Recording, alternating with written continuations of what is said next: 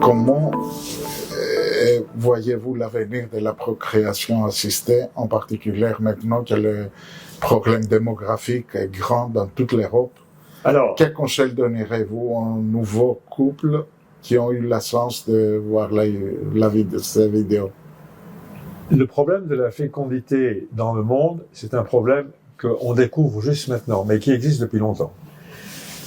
Tous les continents, sauf un, ont un déclin de la population. Les pays où c'est le plus catastrophique, c'est la Corée du Sud, le Japon. Il n'y a plus que des vieux, des gens comme moi, plus que des vieux.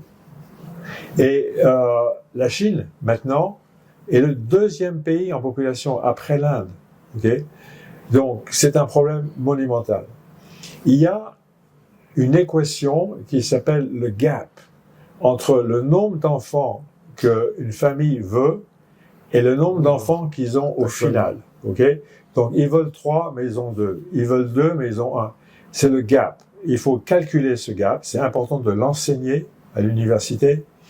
Et il faut savoir quelle est l'existence de ce gap. La France n'a pas un succès dans tout.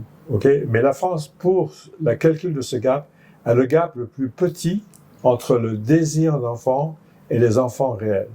Et en réalité, nous devons nous focaliser là-dessus, c'est savoir comment est-ce que les familles se rapprochent du nombre d'enfants désirés. Si la fécondation se fait trop tard, il faut avoir recours à la fécondation in vitro. Il faut avoir recours à la fécondation in vitro largement, parce que la fécondation in vitro, ça marche. C'est pas comme quand j'ai commencé. Aujourd'hui, les taux de grossesse, 60-70%, ça marche. Et puis, il y a l'éducation à l'école, et puis il y a les mesures sociales.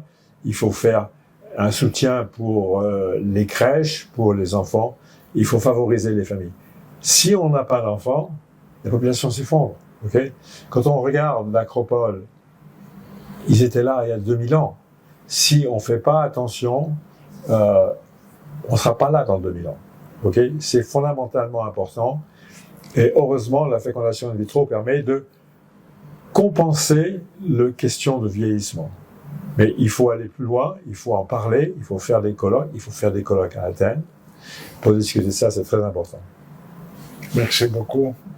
Merci Yanis. C'est le plus grand plaisir, quand on a des cheveux blancs, c'est d'avoir des enfants. Tout ça que tu as fait pour moi et ma carrière. Merci. Merci.